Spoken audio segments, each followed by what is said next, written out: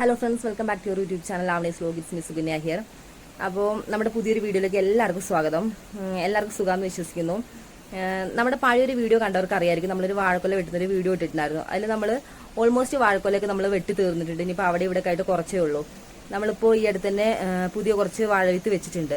അതിന് നമ്മളൊന്ന് കുമ്മായി ഇടുന്നുണ്ട്. അപ്പോൾ നമ്മുടെ കയ്യിലുള്ളത് കക്കയുടെ പാക്കറ്റുകളാണ്. അപ്പൊ കക്ക നീറ്റിയിട്ട് വേണം നമുക്ക് കുമ്മായാക്കാൻ വേണ്ടിയിട്ട്. അത് നമുക്ക് എന്തായാലും കക്കൊക്കെ നീറ്റിയാലോ.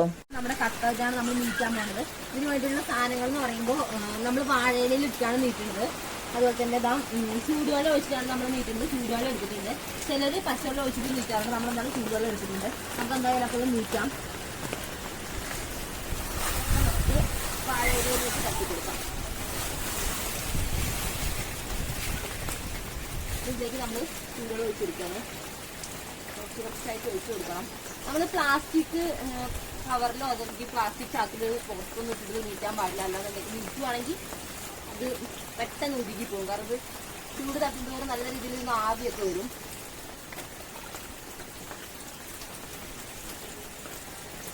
നമുക്കൊന്ന് ഇളക്കി കൊടുക്കാം. അതിൽ ഇതിൽ നന്നായിട്ട് ആവി വരുന്നുണ്ട്. നല്ല രീതിയിൽ ചൂട് തട്ടിയിട്ട് ഇതാ പൊടിയാൻ തുടങ്ങിയിട്ടുണ്ട്.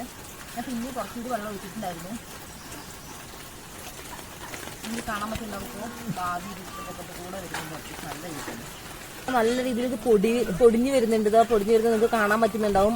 പൊടിഞ്ഞു വരുന്നതിന്റെ കൂടെ തന്നെ നല്ല രീതിയിൽ ആവിയും പോകുന്നുണ്ട്.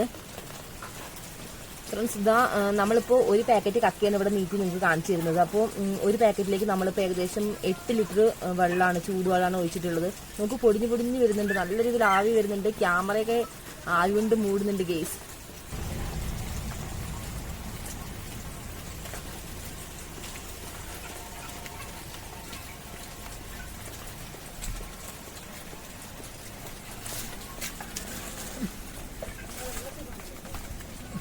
അപ്പൊ നമ്മളിപ്പോൾ ഇട്ടതിനെക്കാട്ടിലും ക്വാണ്ടിറ്റി കൂടിയിട്ടുണ്ട്. നമ്മൾ നീറ്റാൻ വേണ്ടിയിട്ട് ഇട്ടപ്പോൾ ഇത്രയും ക്വാണ്ടിറ്റി ഇല്ലായിരുന്നു. ഇപ്പോൾ പൊടിയും തോറും ഇതിന്റെ ക്വാണ്ടിറ്റി കൂടുതലാണ്.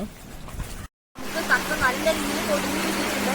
നമുക്ക് കാണുമ്പോൾ നമുക്ക് മനസ്സിലാവുന്നുണ്ടാവും നന്നായിട്ട് പൊടിഞ്ഞിട്ടുണ്ട്. അപ്പൊ നമുക്ക് ഇതൊരു പാത്രത്തിലേക്ക് മാറ്റാം. കാരണം പറമ്പിൽ കൊണ്ടുപോകണം നമുക്ക് ഇതിപ്പോൾ തന്നെ. അത് നമുക്ക് എന്തായാലും പാത്രത്തിലേക്ക് മാറ്റിയാലോ.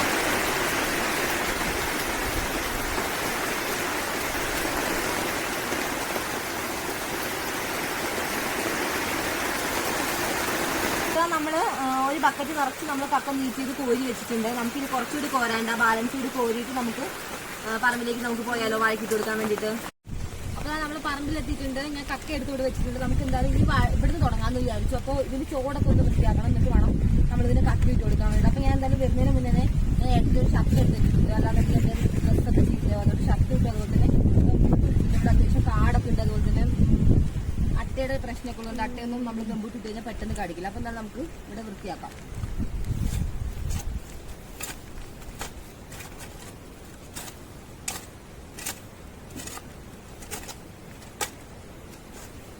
നമ്മളിത് ഫുള്ള് വൃത്തിയാക്കിയിട്ടുണ്ടെങ്കിൽ നമുക്കിതിൽ കുമ്മായി ഇടാം.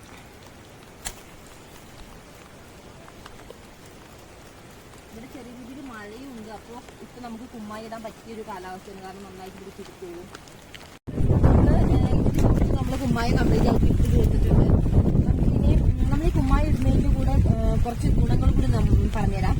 എന്താണെന്ന് വെച്ചാൽ നമ്മൾ വാഴയ്ക്ക് വേണ്ട കാൽസ്യമൊക്കെ നമുക്ക് ഈ കുമ്മായി ഇട്ട് കൊടുക്കുന്നതിൽ കൂടെ കിട്ടും. അതുപോലെ തന്നെ വാഴയുടെ വേര് ചീച്ചിലൊക്കെ ഒരു പരിധി വരെ തടയാൻ പറ്റുന്നുണ്ട്. അത് നമ്മളിപ്പോൾ ഇവിടെ തടം വെട്ടിയിട്ടാണ് കുമ്മായി ഇട്ട് കൊടുത്തിരിക്കുന്നത്. അത് വേറൊന്നുമല്ല, നമുക്ക് ഈ തടം വെട്ടിയിട്ട് കൊടുക്കുമ്പോൾ മഴയത്തൊക്കെ നല്ല ശക്തിക്കൊക്കെ മഴ പെയ്യുകയാണെങ്കിൽ അത് ഒഴുകി പോകാതെ അതിൻ്റെ ചോട്ടിൽ തന്നെ അത് വേര് വലിച്ചെടുക്കും. അപ്പോൾ ഫ്രണ്ട്സ്, നമ്മളിതിൽ മെയിനായിട്ട് കുമ്മായി ഇടുന്നതിൻ്റെ ഉദ്ദേശം എന്ന് പറയുമ്പോൾ നമ്മുടെ മണ്ണിൻ്റെ pH മൂല്യം കറക്റ്റ് ആക്കാൻ വേണ്ടിയാണ്. pH മൂല്യം കറക്റ്റ് ആക്കുമ്പോൾ നമ്മൾ അടുത്ത വളമൊക്കെ ചെയ്യുമ്പോൾ ഇത് പെട്ടെന്ന് ഇതിൻ്റെ വേരൊക്കെ വലിച്ചെടുക്കും. അപ്പോൾ അത് കുറച്ചുകൂടി നമുക്ക് വിളവൊക്കെ കൂടുതൽ കിട്ടാൻ ചാൻസ് ഉണ്ട്. അതുപോലെ തന്നെ നമ്മൾ ഈ കുമ്മായം ചെയ്യുമ്പോൾ നമ്മൾ ശ്രദ്ധിക്കേണ്ട ഒരു കാര്യം എന്ന് വെച്ചാൽ നമ്മൾ വളം ഇട്ടിട്ട് ഒരു 20 ദിവസത്തിന് ശേഷം കുമ്മായി ഇട്ട് കൊടുക്കുക. അല്ലാന്നുണ്ടെങ്കിൽ ഒരു കുമ്മായി ഇട്ടിട്ട് ഒരു 20 ദിവസത്തിന് ശേഷം മാത്രം വളം ഇടാൻ പാടുള്ളൂ. അല്ലാന്നുണ്ടെങ്കിൽ രണ്ടും നമ്മൾ ഒരുമിച്ച് ചെയ്യുകയാണെങ്കിൽ ഈ കുമ്മായും വളം ഒരുമിച്ച് ഇടുകയാണെന്നുണ്ടെങ്കിൽ നമുക്ക് രണ്ടിൻ്റെ ഗുണം ചെടികൾക്ക് കിട്ടാതാവും. അപ്പോൾ കൂടുതൽ നല്ലത് എങ്ങനെയാണെന്ന് വെച്ചാൽ കുമ്മായി ഇട്ടിട്ട് ഒരു 20 ഡേയ്സിന് ശേഷം വളം ഇടുന്നതാണ്. അപ്പോൾ നിങ്ങൾ എല്ലാവരും ഇതുപോലെ ചെയ്യുമ്പോൾ അതൊന്ന് പ്രത്യേകം ശ്രദ്ധിക്കണം. ഇതുപോലത്തെ വീഡിയോസൊക്കെ നിങ്ങൾക്ക് ഇഷ്ടപ്പെടുകയാണെന്നുണ്ടെങ്കിൽ നമ്മൾ സബ്സ്ക്രൈബ് ചെയ്യണം. അതുപോലെ തന്നെ ലൈക്ക് ചെയ്യണം. നമുക്കിത് കുറച്ചുകൂടി ഇടാനുണ്ട്. അപ്പോൾ നമ്മൾ എന്തായാലും അതൊക്കെ ഇടട്ടെ. അപ്പോൾ നമുക്ക് അടുത്ത നല്ല വീഡിയോ ആയിട്ട് വീണ്ടും കാണുന്നവരെ tata bye bye, see you. ഇതുപോലത്തെ വീഡിയോസൊക്കെ നിങ്ങൾക്ക് ഇഷ്ടപ്പെടുകയാണെന്നുണ്ടെങ്കിൽ നമ്മൾ സബ്സ്ക്രൈബ് ചെയ്യണം. അതുപോലെ തന്നെ ലൈക്ക് ചെയ്യണം. നമുക്കിത് കുറച്ചുകൂടി ഇടാനുണ്ട്. അപ്പോൾ നമ്മൾ എന്തായാലും അതൊക്കെ ഇടട്ടെ. അപ്പോൾ നമുക്ക് അടുത്ത നല്ല വീഡിയോ ആയിട്ട് വീണ്ടും കാണുന്നവരെ tata bye bye, see U.